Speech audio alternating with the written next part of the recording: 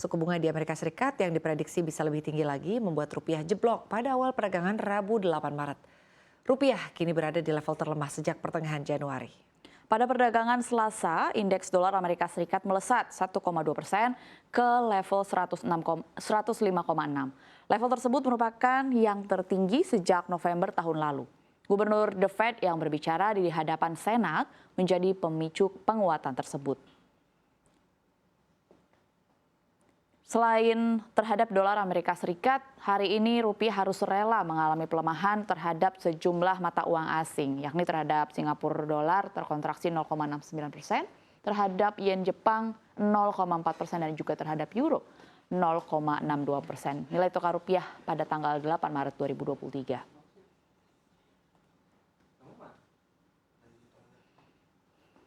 Jadi kita update perkembangan pasar saham hingga pukul 10:01 waktu Indonesia Barat.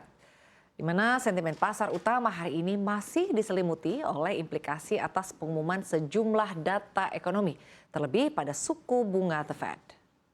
Gubernur The Fed Jerome Powell memperingatkan bahwa suku bunga kemungkinan akan lebih tinggi dari yang diperkirakan oleh pembuat kebijakan bank sentral sebagai upaya untuk menjinakkan inflasi.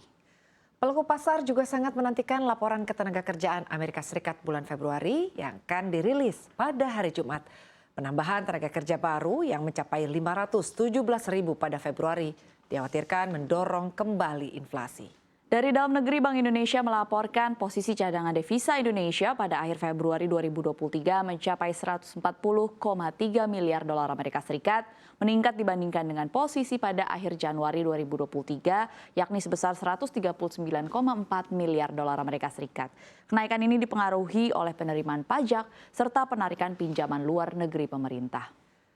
Selain itu, investor menanti data indeks keyakinan konsumen Indonesia yang akan memberikan sinyal seberapa kuat ekonomi kita saat ini. IKK Indonesia naik menjadi 123 pada Januari 2023.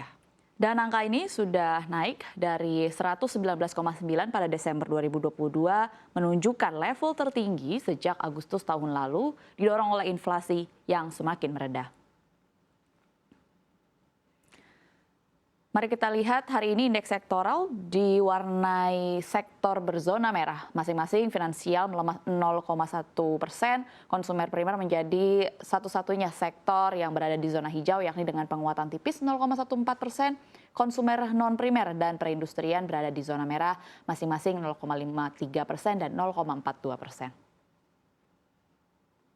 Selanjutnya kita lihat energi dan juga bahan baku berada pada zona pelemahan dengan pelemahan masing-masing 0,28%, 0,83%. Infrastruktur terjadi tarik-menarik begitu saat ini mengalami penguatan yakni 0,01%. Properti dan real estate stabil berada di zona hijau dengan penguatan tipis yakni 0,05%.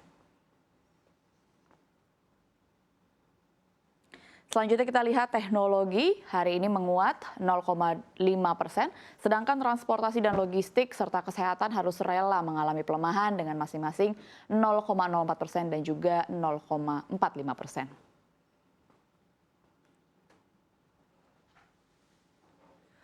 Dan kita lihat salah satu sentimen lain yang patut diperhatikan pelaku pasar dari dalam negeri adalah rencana bersih-bersih perusahaan BUMN yang dilakukan oleh Erick Thohir.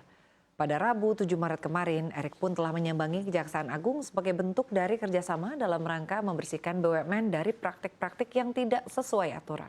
Rencana bersih-bersih ini pun kemudian tercermin dari indeks saham BUMN dalam IDX BUMN 20 yang pada perdagangan hari ini kembali terkoreksi 0,25% pada awal perdagangan. Dalam seminggu terakhir, indeks BUMN 20 juga telah anjlok hampir 1% yang mayoritas dipimpin oleh emiten-emiten dari sektor konstruksi.